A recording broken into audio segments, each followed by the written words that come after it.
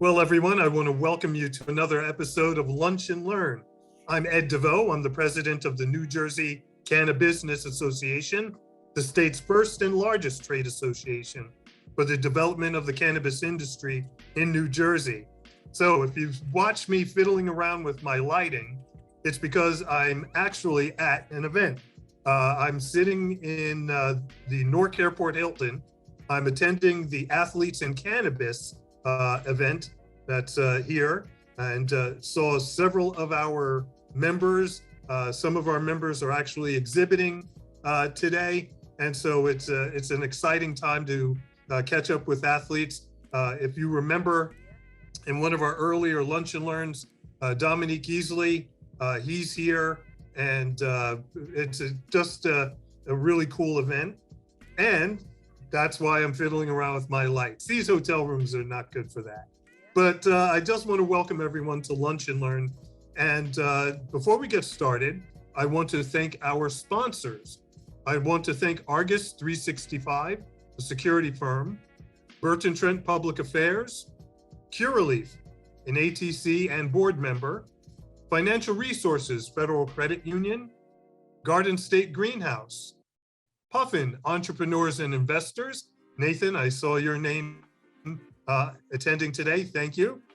Saks LLP, the Sheet Metal Workers, Local 19, Sprague Energy, Siska Hennessy Group, the UFCW, Locals 360 and 152, and Weeds Direct. I also want to invite you to visit our website, check out events. May 17th, we will be having an in-person networking event in New Brunswick. Looking forward to seeing you all there. So today, exciting topic. We've been touching on the need to do things as it relates to applications, the need to do things as it relates to finding space. And so Siska Hennessy Group, an engineering concern that's global, and they are a great member of this association. And I want to welcome John Bellotti and Tim Burge for coming on today. So guys, thank you very much. And I'll turn it over to you to introduce yourselves.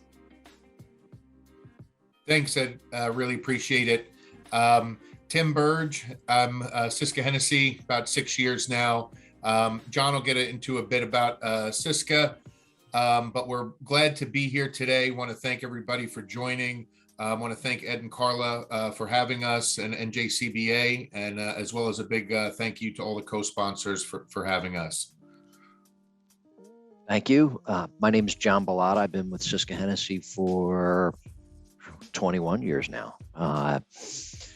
Mechanical engineer background. So Siska Hennessy, for those that don't know, is a 94-year-old consulting engineering firm that also does IT, AV, and security design, commissioning, facility management. So we do a lot of the other services that we provide are mostly in support of, our MEP consulting business. We have several different vertical markets. They include healthcare, lab design, which we've done significant amounts of work in the New Jersey office through. So this cannabis in New Jersey, has a lot of similarities to some of the other markets that we participate in, and thought it would be great to, to share some of that, thought leadership, with the cannabis industry. And, there are a lot of similarities in system types and environmental conditions. So thought this would be a good way to spread that message, through NJCBA. Great. Tim? Thank you so much. Yeah. So when it comes to the cannabis industry, who are some of your clients? What is it that you actually do for them? What is the process in engaging an engineering firm? Thanks, Ed, for that question. So there's a lot that an engineer can do. And first off, there's a lot of different types of engineers that go into the design or construction and even management of any cannabis facility. And I think, from an engineering perspective, talking about engineering of cannabis facilities, we have to distinguish all of the different types. And probably for the bulk of this conversation, because everything stops and starts with the flower, we'll go into the cultivation portion mostly with this conversation. And as far as what our role is, and who some of our clients are, no better way to start than actually having one client with us. And I'll let him introduce himself, and then he can kind of go into some of the things early on from an owner's perspective as what the engineer's role should be. Shergo, if you can, you want to introduce yourself and touch on that, please. How are you? Thank you for the introduction. Unfortunately, because of the weather, we had a little bit of a construction emergency, so I apologize. I had to take this from my car. I couldn't find a quiet place otherwise. So thank you for having me on the panel. I'm proud to be a board member of the NJCBA. And when I saw this topic come past my emails, I actually wasn't invited to talk. I asked to be a part of it because I think it's a critical aspect of the cannabis industry. And I'm a client of the firm of Siska Hennessy. I had reached out to them. I actually met them through the NJCBA.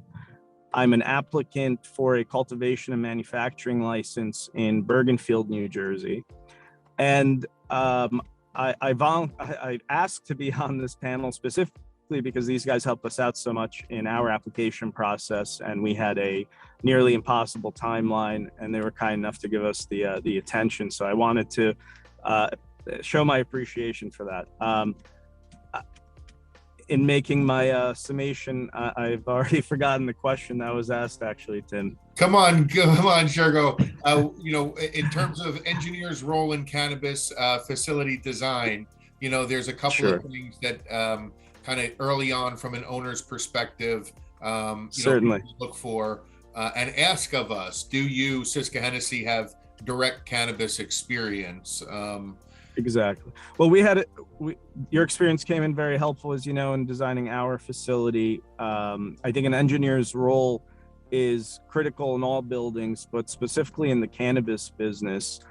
We're building an environment inside these buildings. And whether you're a cultivator or a dispensary, a manufacturer, the environment that you build for your business is critical.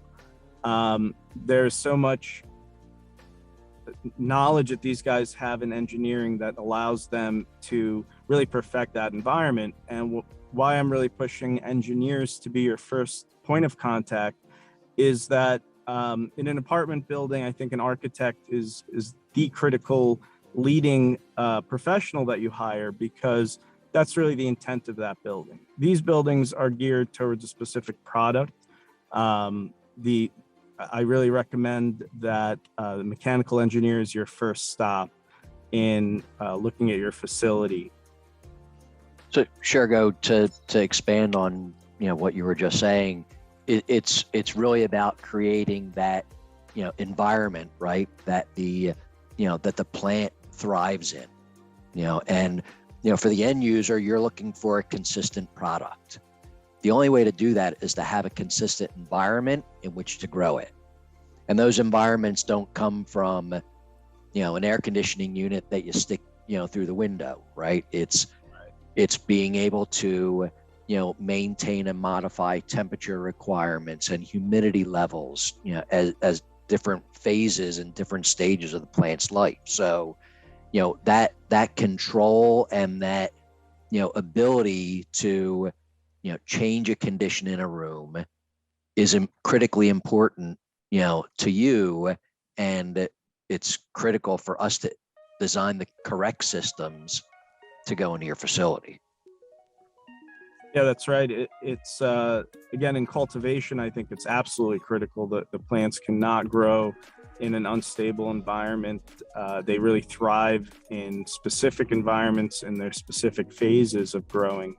And in a facility of our size, which is 33,000 feet, it's certainly not going to be the largest, but it's a lot going on in that building. And I think if you're not thinking about that up front and you're going down the line of designing your facility, I really think you're going to have to take a second look at it when you meet with your mechanical engineer and really start to walk through what your needs are, or I should say what the plant's needs are. But along the same ways, storing the product is critical, and the environment that you store it in is critical. And I think that the dispensaries are, I'm really trying to push this point that I think dispensaries are not thinking about their mechanical engineering as much as maybe some cultivators know that it's critical. That's neat. But before we get to the question that popped up, how often did you guys communicate during the application process or planning process? I'm assuming communication is critical, or communication is key. Correct. I think. I'm sorry, Tim. You go ahead. No, go ahead, and then I'll add to that. I was going to say that I think communication is critical, and also has to come from the business owner, because I had come to Tim with a fair amount of information on the building, not a lot, and he was able to meet the needs of at least our application in that timeline. But then further, we've designed those facilities much further beyond our December 15th application. And that's, go ahead, Tim. Yeah, I just wanted to touch on what I think it was getting to, which is, communication, but really communication in what? And first and foremost, we're talking about engagement and early engagement and so on and so forth. But I think once you get there, some of the things that John said about consistency, and really what it sums down to is goal alignment. And, it's not uncommon, and really talk about the cultivators or cannabis operators' goals. I think you first got to paint the picture, about the cannabis plant first, right? It's not uncommon, and this kind of goes to what Shergo was saying about the criticality of the environment. It's not uncommon for you to discover as a consumer that after you bought a particular batch or cultivar, like Mach 1, for example, and you like the way it tastes and you like the way it looks, and you can kind of feel the difference between the last batch that you bought, which you absolutely loved. So the same cultivar, two different experiences, right? The reason for that is that at the end result is that the plant is expressing different phenotypes. And as a cannabis cultivar, the goal really can be summed up in that one word of consistency and ability to produce those specific phenotypes and cultivars that throughout the cultivation process are going to consistently hit strategic KPI levels relative to production goals, things like yield per square foot or variable costs, or most importantly, the quality of the plant. And all of that while you're consistently meeting your operations efficiency goals. And by efficiency, I mean specific to environmental, specific to operational, and specific to the financial aspects of your growth. So that, and lastly, you can meet and attract investors if needed, if that's the goal, to meet your long-term scalability goals for the business. It's due to this consistency in meeting those goals that the business's financial health, which is going to be of utmost importance in order to support the industry as a whole, is going to be prime, because operators can actually develop data, right? So when you have a system that's so fine-tuned and you're collecting data, you can use that data as forecasting models that are going to serve as all of the foundational pedigree information an investor or financier would need when they put their pro forma exercises together to see that, yes, you have consistently been able to produce X amount of cannabis over a specific period of time that was of X quality. So, and it's, Tim, just to add on to what you're saying, a lot of those concerns about consistency on the cultivator side, even pulling it back during the application, right? First cost, an owner wants to have some relative idea of, what he has to spend to build the facility. And,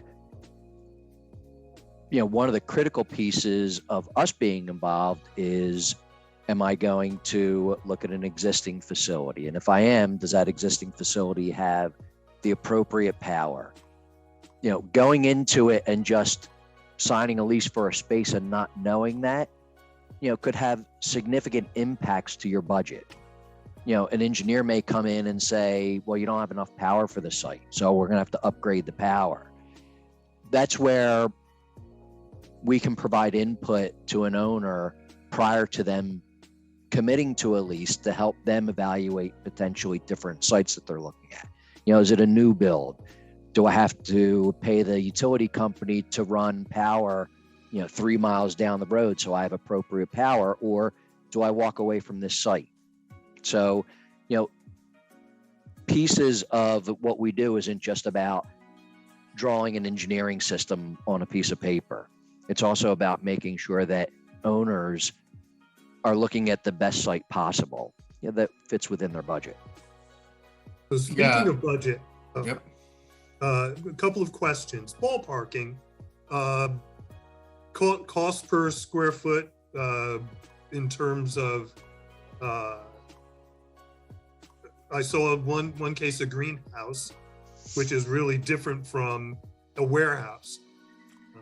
So Ed, I've been watching these questions, and I'll tell you, at the end of the day, when you're putting budgets together and you want to know rough square footage numbers, that's an exercise for cost managers, construction managers. We certainly know what some of those are just from historical projects, and what it took really from a design perspective, time-wise, to design those facilities, and then resulting what turned out from construction. But I think we'd be doing everybody a disservice to just throw out a random metric of whatever it is, $5, $10, $100. If people really want to have a question specific to a number that they could then use in an exercise that would be helpful for them or they're trying to accomplish, I'll be more than happy to sidebar, shoot me an email, because there's a lot of specifics that are going to go into that. I could give you, a rough square footage number, and at the end, and along with that, you're going to get maybe 25 or 30 assumptions, because there's a lot of unknowns that go into what that number truly is. So if you really want to be the answer to that question, and you want the answer to be helpful in whatever exercise it is that you're doing right now, you can get my contact information, reach out, we'll set up a time, quick chat, just to get a couple of background pedigree information on what specific facility, how you're going about some things. And then from there, we can certainly give you a better understanding of what you'd be looking at cost-wise for engineering and hopefully construction as well. And we are in unprecedented times, especially with supply chain issues. We hear from the contracting side about how prices are going through the roof. They can't, and a lot of folks are struggling committing to estimating projects, because of the supply chain issues and the pricing being driven by manufacturers. So it's really another thing to keep in mind, with the supply chain issues, lead times, depending on how much equipment you need, could be a year. So it's really something that you have to factor into the discussion when you're putting the application together is, realistically, what's the time frame for a build? If I could add to that, where in most cases, I think a lot of folks in our industry are going to rely heavily on their general contractor. I would just want to underscore that I think, again, why it's critical to involve your mechanical engineer early is that specific equipment in this industry is detailed. There's actual specification sheets on the multitude of different equipment that you need or is available. And I wouldn't rely on a contractor to do that. I think that work is very specific, and a contractor that is willing to give you a budget without asking those questions of you, I would just be cautious of. So I think it is another example of why you should be getting involved more as the entrepreneur of the business in a detail that is something that a lot of folks, I think, isn't on the front of their mind. Well, Shergo, you raised an interesting point. Were you a construction guy, or did you have some fears to overcome to have these conversations? I mean, look, people who own homes, you cringe when the contractor shows up, right?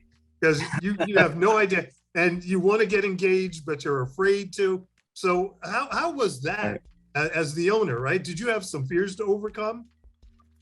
Well, in my particular case, I'm lucky because I happen to be in the real estate and construction business. So this is within our wheelhouse of our day-to-day business, but I'm usually building apartment buildings and retail buildings. So the level of mechanical involvement is still critical, but I would say it's a risk that early on in a project, I might take on knowing that within reason, the large version or the small version of the equipment we may need is within X range. And that just came from experience. But in a cultivation and manufacturing facility, I really have no clue. And I think it's important to realize that when we don't know something, we need to go out and find answers. So it's a good question. So I did have to learn something new despite generally knowing the construction industry. And I think too, we're focusing a lot on the design portion and what are construction costs and so on and so forth. And that's all well and good. I think what's important from an engineering perspective to understand is what that role is. Everybody's going to have their horticulturist or their agricultural specialist, their cannabis operations leader that's really going to dive into what the settings need to be in order for that phenotype to exist for his new strain, which is now going to become the company's brand identity to exist, right? So we're essentially communicating with those people, hopefully early on, proactively to meet the unique specifications of that cultivator's operation. So our MEP and fire protection designs essentially eliminate the gap that would exist between the cultivation systems and the building systems, the base building, back of house infrastructure. And, we do that to maximize the efficiency and obviously the plant performance, so we can isolate those environmental factors to optimize the plant growth. And, there's only a couple of minutes left, and I think it's important to touch on some of the other things that engineers play into, right? So first and foremost, you have the, we talked about budget support. It's very important early on that operators develop that budget, not only for design and construction, but for operations as well, right? The length of budget necessary to carry the business, typically from what I've heard, is 2 to 3 years. So there needs to be some establishment of CapEx as well as OpEx expectations at a minimum. And some of that is going to require a lot of research, right? So depending on your experience, maybe not everyone on the call is experienced in design, construction, and real estate as Shergo. So you may, but even though he is, still engaging experts like Siska Hennessy early on is certainly something that can help with that, with the long and short-term goals. As well as the budget expectations, because there's going to be other aspects that are going to need to be looked into. It's great that you have the best front of house operation. You've created the best SOPs to create the best environment so that no pests ruin your grow or your cultivar gets to where you want it to go. You've prepared, but you haven't really prepared for the future. You haven't thought about the back of house things that can go wrong in an operation. So it's important that while we consume ourselves with designing construction and getting to the finish line so we can put a seed to soil and get the process started, really some attention needs to be put on what is that transition like from the engineer passing his documents on to the GC who's going to construct the facility, but then handing the keys over to the operator, right? Have we commissioned the facility? Have we thought about testing and balancing and making sure that there's proper procedures in place for operations and maintenance on the back of house? Are we storing all of the engineering records for future use? Are we training our people? Yes, we know how to go in and properly touch the plant, but what about the systems supporting the entire operation?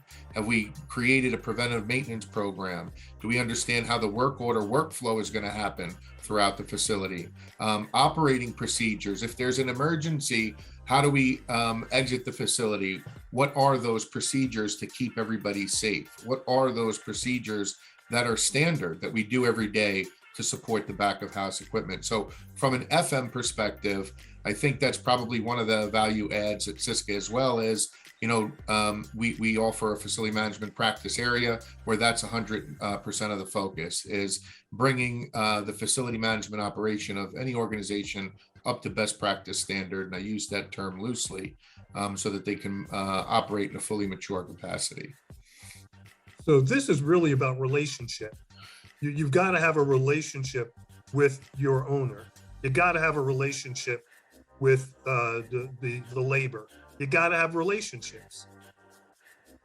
Yeah, the builder, the owner, the architect. It's, whether it's cannabis or whether it's a 500,000 square foot hospital, right? It's all about the relationship. It's about the team and, the team that you're building. So yeah, you're spot on, Ed. And if the team, if a member of the team comes on late, or too late, that usually is what, creates the speed bumps along the way, and that's what we're trying to smooth out. Right. I'm going to change gears a little bit here. Shergo, when you came on, yes, love you as a board member. You're always there for me, providing guidance. You're a tremendous asset to NJCBA. You met Cisco Hennessy through NJCBA.